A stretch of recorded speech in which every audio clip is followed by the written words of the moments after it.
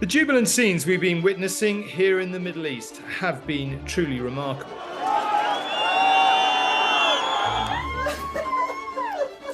Donald Trump has hailed it a new dawn. This is now a very exciting time for Israel and for the entire Middle East. But what obstacles stand in the way of lasting peace? In what was signed by Trump, Egypt, Qatar and Turkey yesterday, there is nothing that looks like a detailed route map to a sustainable peace. And after being lavished with praise by his fellow world leaders, to put it mildly, how might an emboldened Trump wield his power next? This is classic Trump. He's not appealing to people's humanitarian instincts. There wasn't very much about the tragedy of war, but there was a hell of a lot about the commercial possibilities. For our sort of liberal Western sensibilities, that may all seem a bit venal and a bit crude. But he's probably right. Hello, I'm Tom Bradby in Tel Aviv. And I'm Robert Peston, annoyingly, still in a slightly grey London. So I'm slightly jealous that you've been in Israel for what does feel like history. We'll debate how significant the ceasefire will turn out to be. But first of all, Tom, you're on the ground. You were in Jerusalem yesterday. You're in Tel Aviv today. Just give me a sense of the mood of the place. Well, you never really know when you come out to these things. Obviously, I wanted to come because you always want to come to big news events, but you never really know until you get here what's going to happen, what the mood will be, and all the rest of it. And I think one of my observations of yesterday is just how depressing on a personal and professional level it's been to be constantly reporting basically bad news. We've had several years where there's been truthfully very little good news to get your teeth around. And yesterday, I mean, we overuse the word extraordinary, but it really was a remarkable day. I kind of watched it unfold around me from dawn until dusk. It was choreographed, some of it very deliberately, in a really remarkable way, and we'll talk about the whole Trump of it in a moment. But for Israelis and Palestinians, whatever the problems that may lie ahead, it was just joyful. And I don't know, it felt like a kind of release and a relief for absolutely everyone. And it made me think, yeah, I mean, it's hard not to get a bit down sometimes in the direction the world is going. And yesterday was one of those days, we'll wait and see what happens next, where you just feel uplifted, you just feel hopeful, you feel like humanity's maybe not so bad after all. And it just was a fantastic day to be here. And the relief everywhere, you know, taxi drivers, cafe owners, people in the hotel, you know, Palestinians, Israelis, just absolutely relief all round for now. Let's see what happens next, but that's the mood. Yeah, I mean, obviously, we will get on to whether we'll now see serious moves towards a sustainable peace.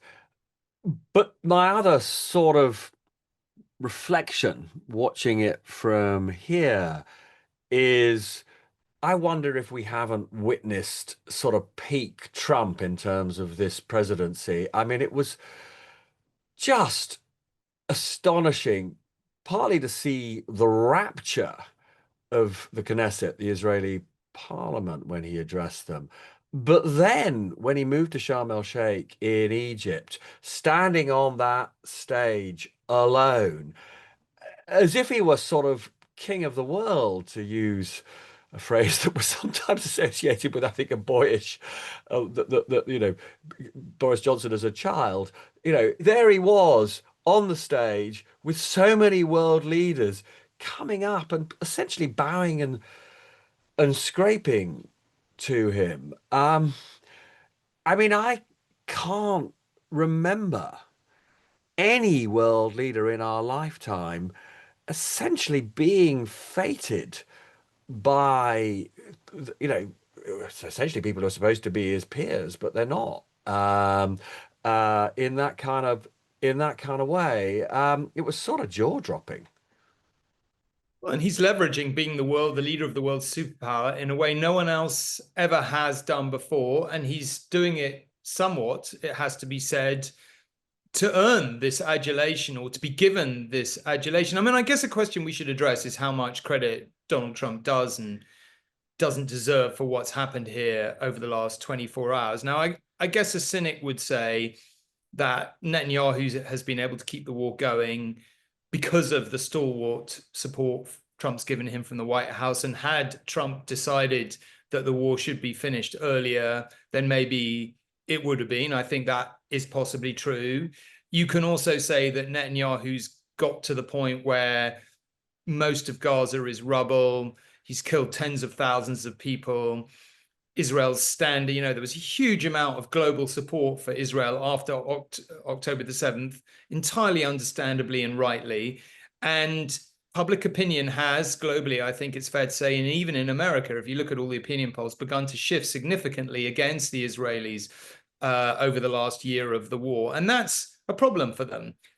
Not maybe one now, but it is in the years ahead. So you could argue for all those reasons, the war had come to its conclusion and Netanyahu was happy to be offered an off-ramp. All that said, it's hard to gainsay the idea that Donald Trump used his power, his very significant power, to make sure that this happened. And we can debate his exact reasons for doing it, but he clearly does want to be seen as a peacemaker, and he clearly was central to making this happen. Now, of course, yesterday we were completely unclear when we were here. Was this a momentary sense of relief and release and all the rest of it, as I was saying, or was it the beginning of something? And when you wake up this morning, obviously I'm talking about the program we might do today, and our attention is naturally shifting towards Gaza, or Hamas. We saw Hamas dressed in masks, running around with guns, fighting militias on the streets of Gaza yesterday. They're obviously trying to assert their control.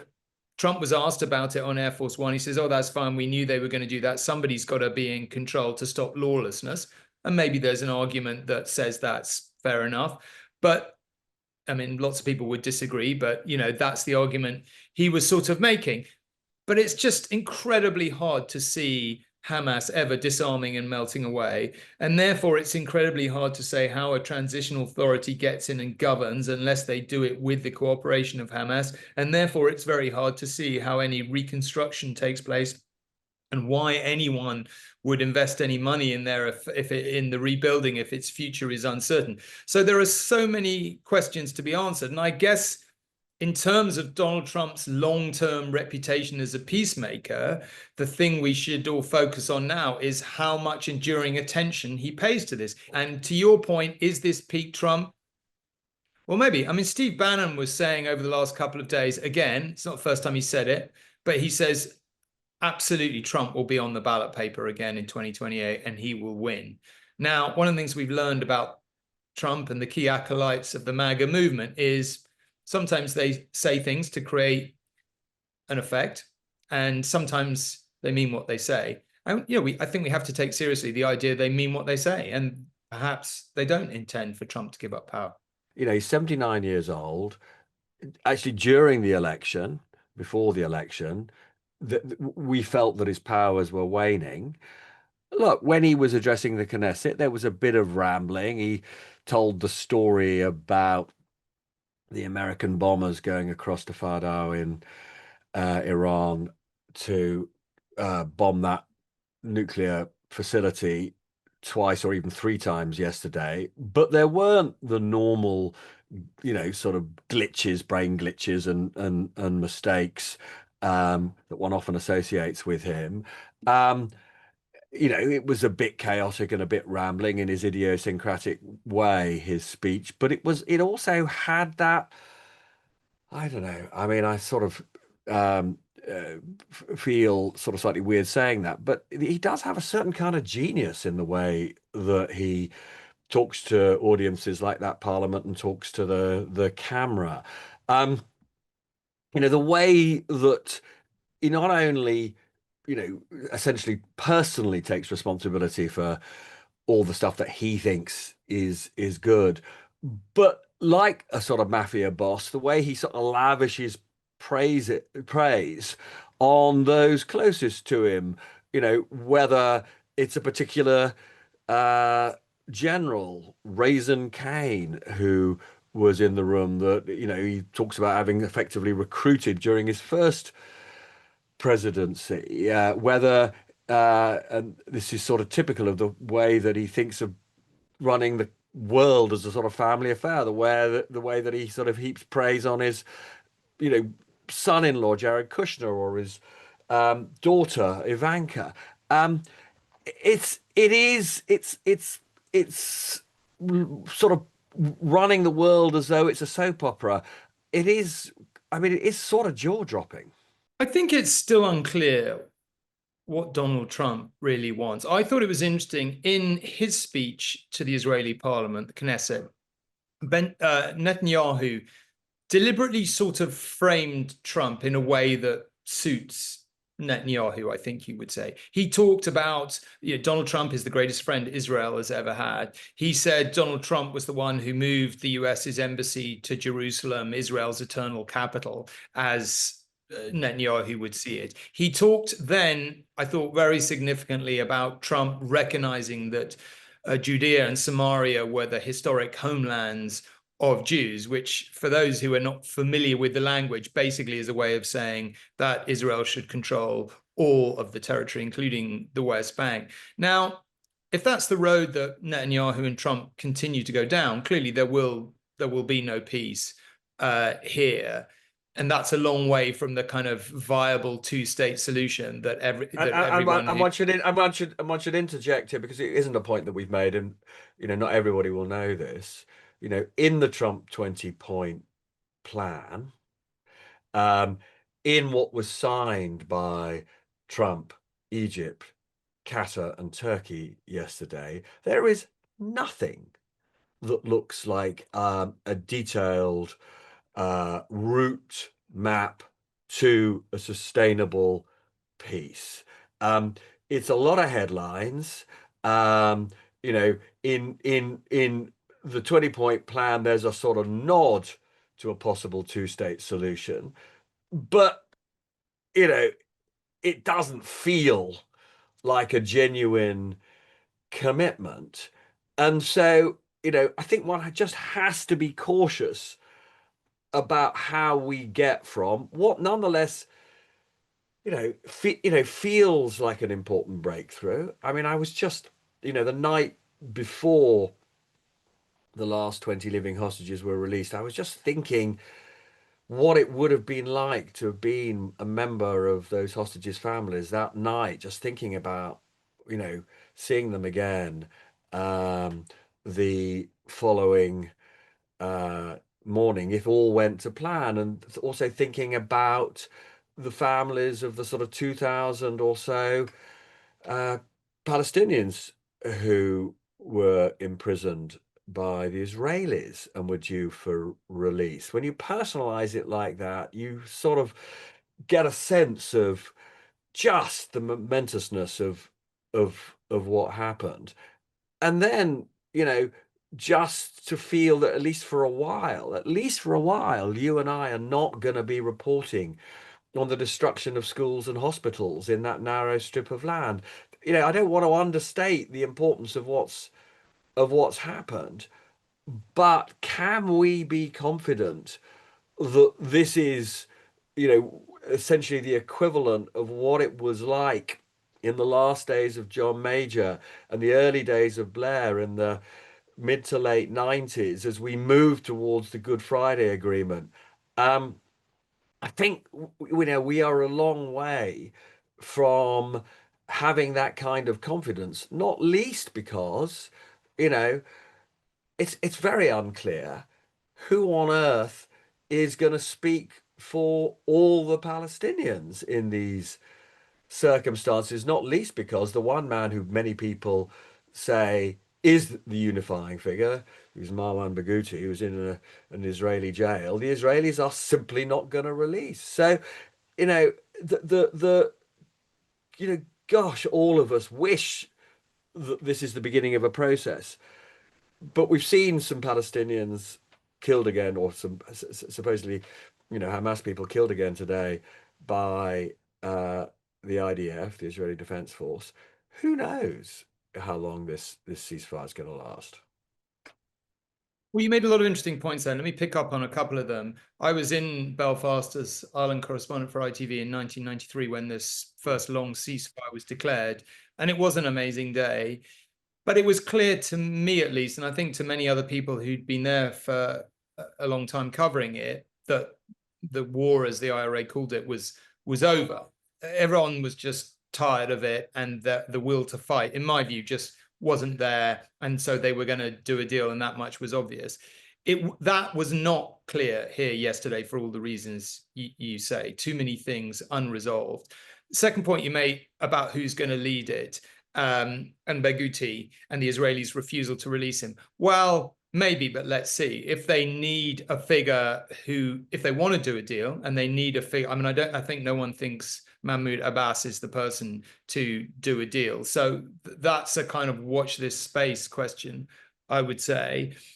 On the hostages, I just wanted to make one other point, which is and I would really spend a long time reflecting on this yesterday. War is terrible, and just different versions of terrible. And we've spent a long time talking about the horrors in Gaza, the kind of deaths of innocent children and families and so on and so forth. But I guess yesterday we were focusing on the hostages, and there is something peculiarly terrible about the whole concept of hostage taking.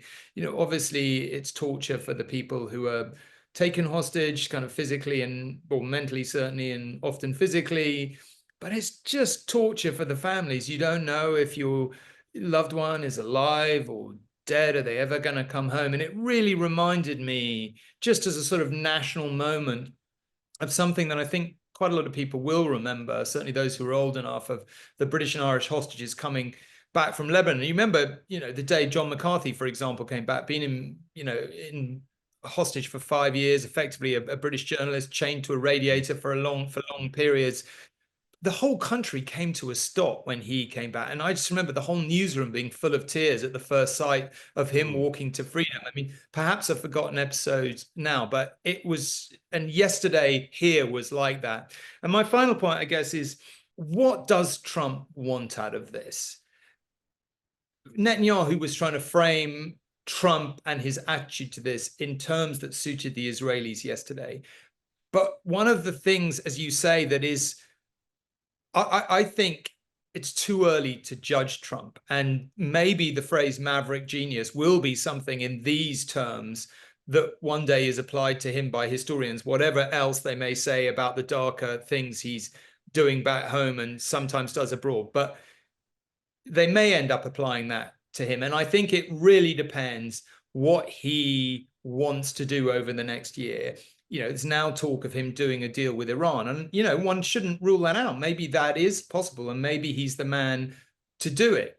I think he kept talking about it. He literally kept talking about it. It was one of those lines he kept repeating to the Israeli parliament. He kept saying he thinks Iran wants to do a deal. Now, goodness only knows whether he's right or not, but it was, it was really striking hearing him. I just wanted to just to pick up on one thing you said.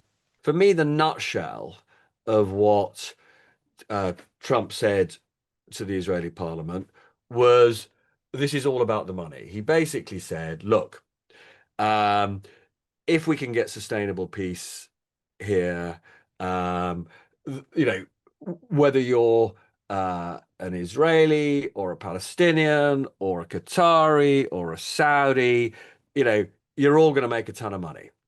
And it was this is classic Trump. He's not appealing to people's humanitarian instincts. There wasn't very much about the tragedy of war, but there was a hell of a lot about the commercial possibilities. And I thought about this a bit, and I just thought, for our sort of liberal Western sensibilities, that may all seem a bit venal and a bit crude.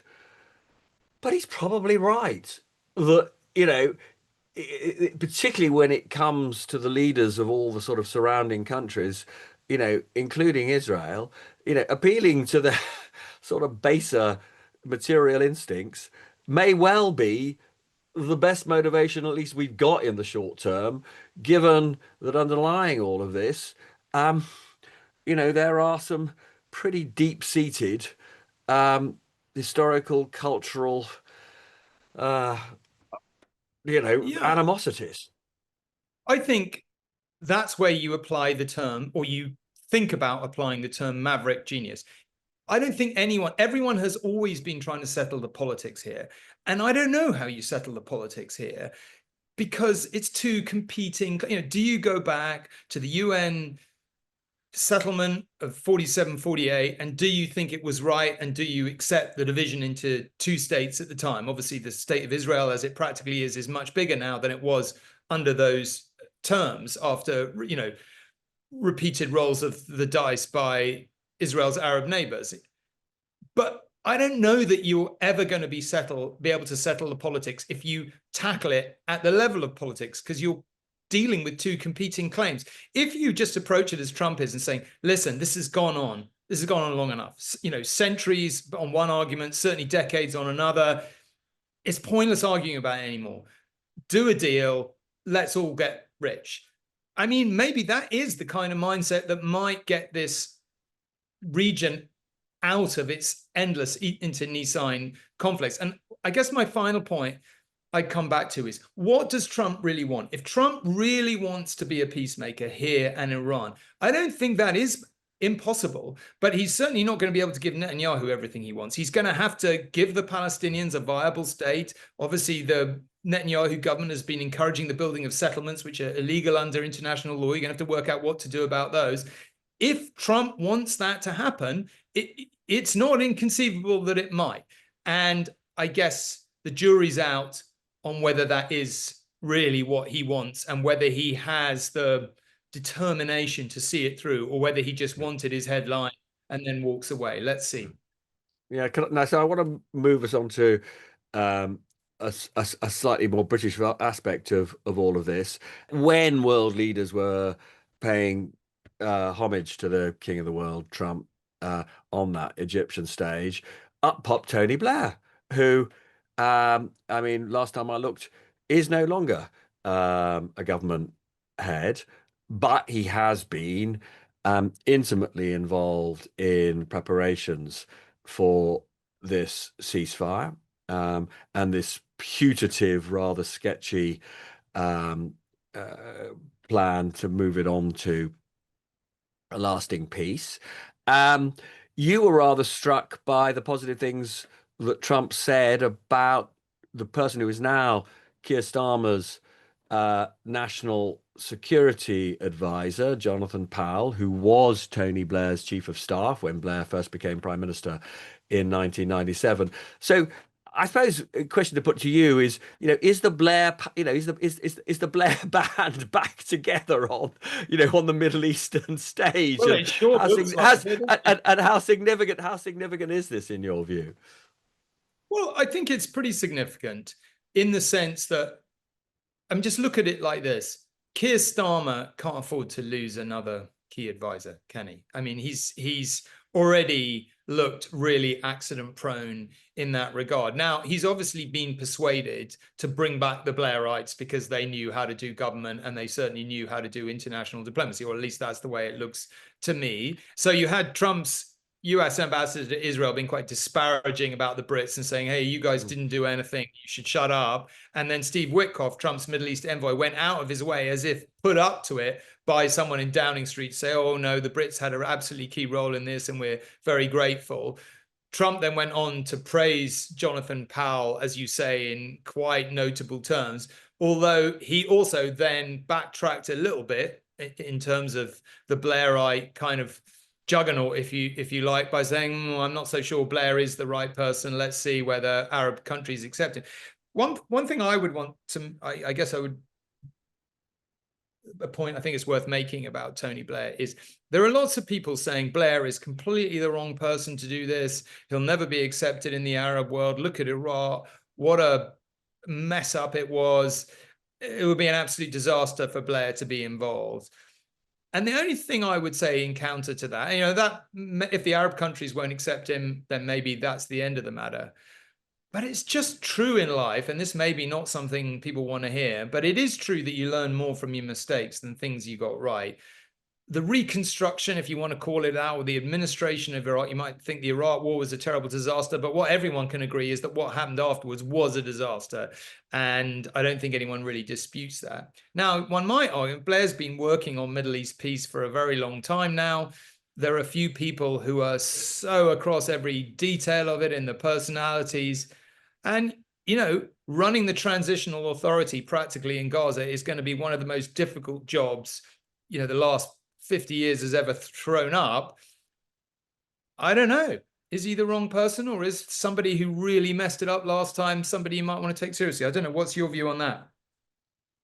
So my view is that obviously the views of the Arab world are divided on Blair. I mean, famously, he has very, very good relations with some Middle Eastern governments, because some would say notoriously, before he stopped, before he moved his interests away from sort of more commercial interests, his operation made quite a lot of money from advising Middle Eastern governments. So he definitely has a mixture, shall we say, a mixture of both good and bad relationships.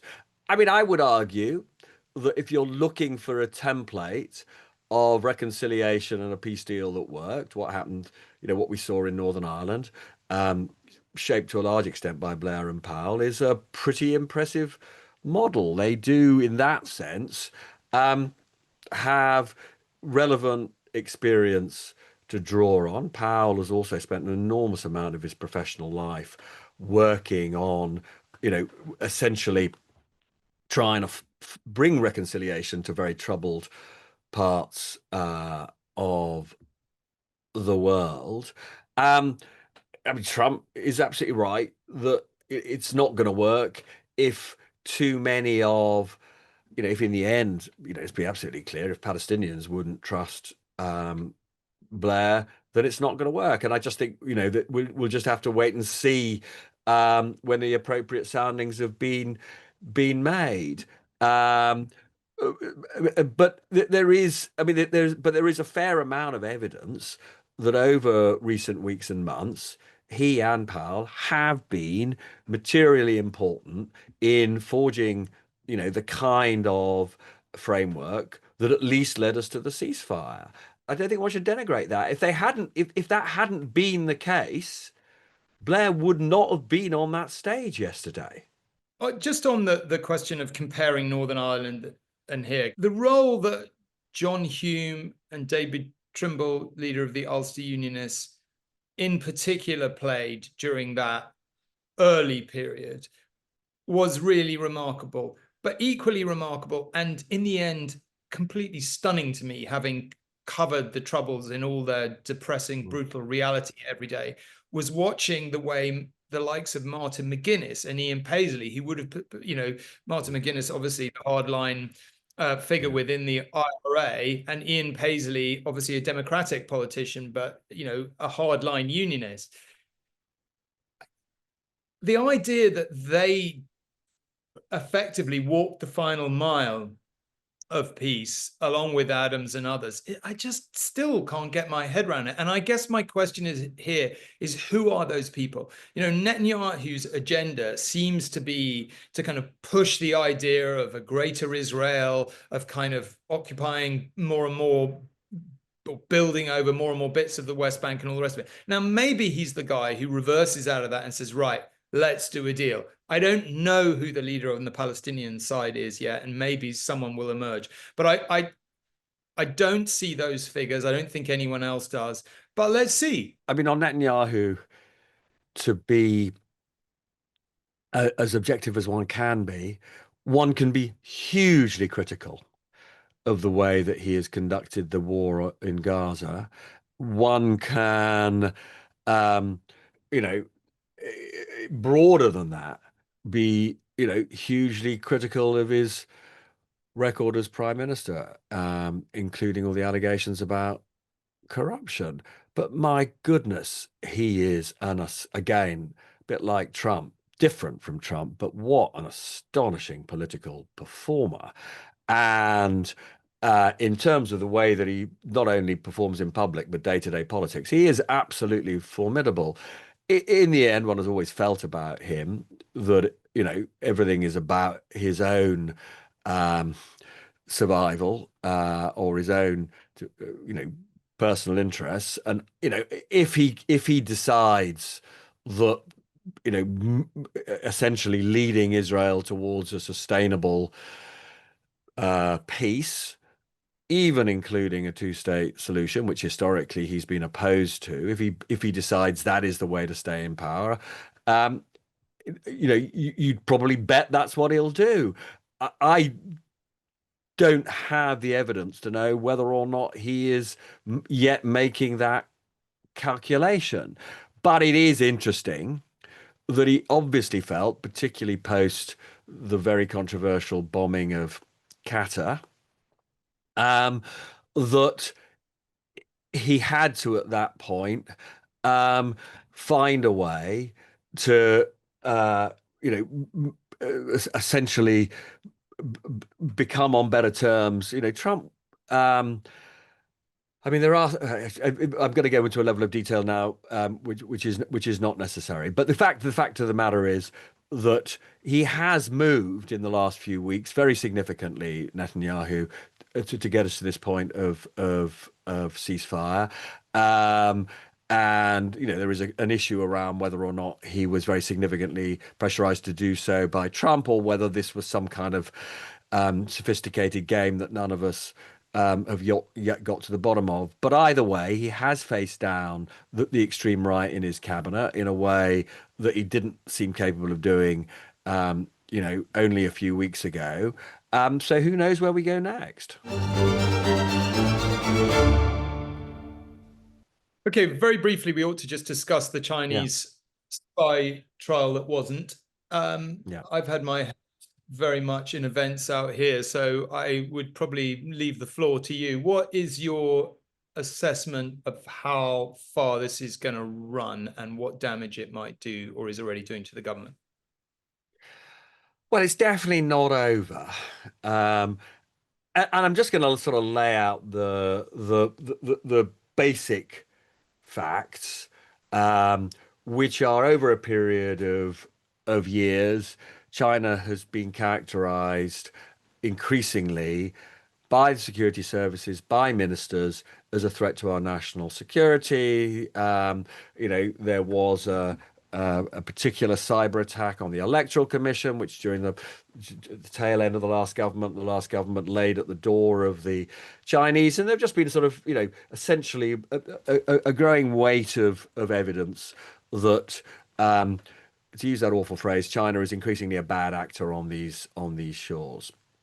So we then, had these two young men who were accused of spying in Parliament, particularly when they were working for two senior Tories, Tom Tugendhat and Alicia Kearns.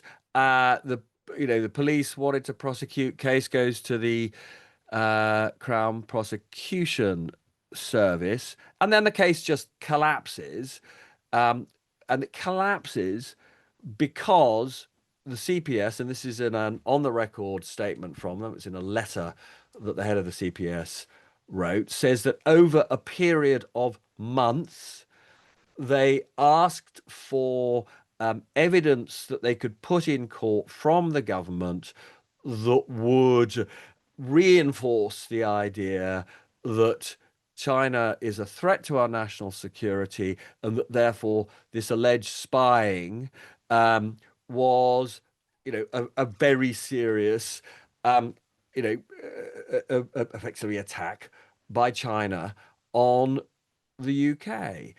Now, I interviewed the Foreign Secretary on my show last night, and she sort of captured for me the extraordinary contradictions in the government's position. Because on the one hand, she spent a long time in this interview describing quite how much of a threat to the UK China is. And she said that she very much wanted, and the government very much wanted, the prosecution of these two men to go ahead. and that the government was very disappointed when the trial was called off by the CPS. But this is the bit where, I mean, I kept saying to her, this just doesn't make any sense to me, because, you know, the CPS says the trial couldn't go ahead because the government didn't provide it with the information that it required.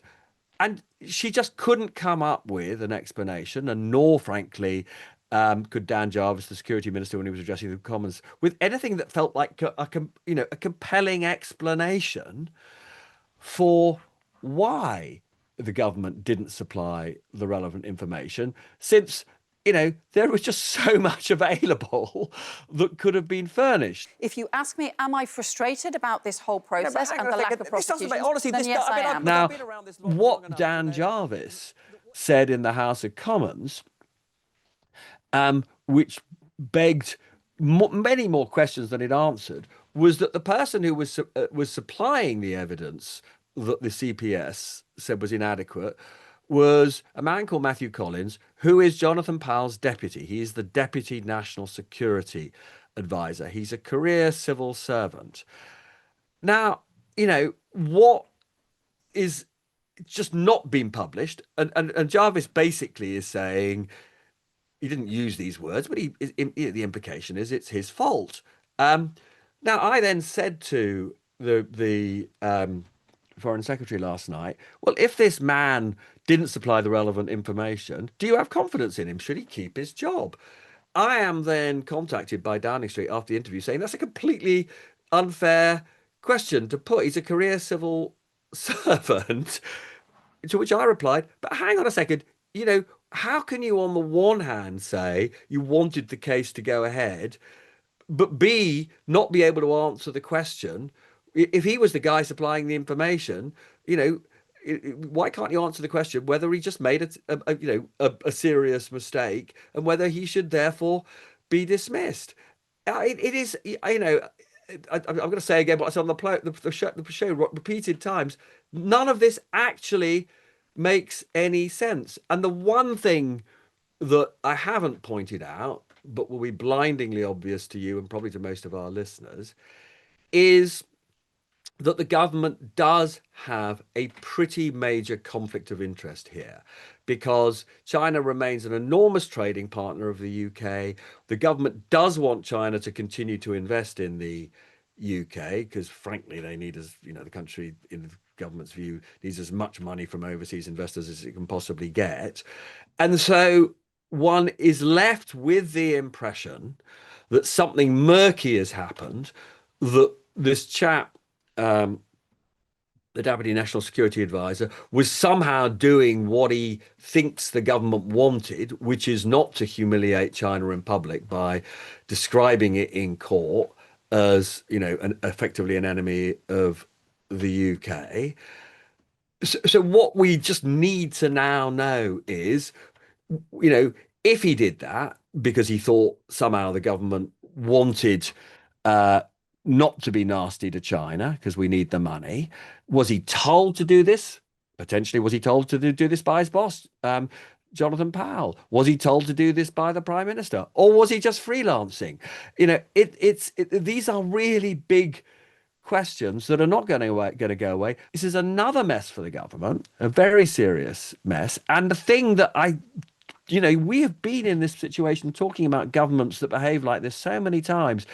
You know, it just feels another occasion where what's potentially going to damage this government is the sense that there's a cover-up. You know, that if they put all of this on the table initially and said exactly what happened, you know, it would have caused a bit of a storm, but it had gone away by now. The fact that we still don't really know the truth of what happened is, I think, potentially quite a big problem for this government. Okay, I suspect we will be coming back to this, but we better leave it there. Thank you very much for listening. It's goodbye from me. And it's goodbye from me. All the best.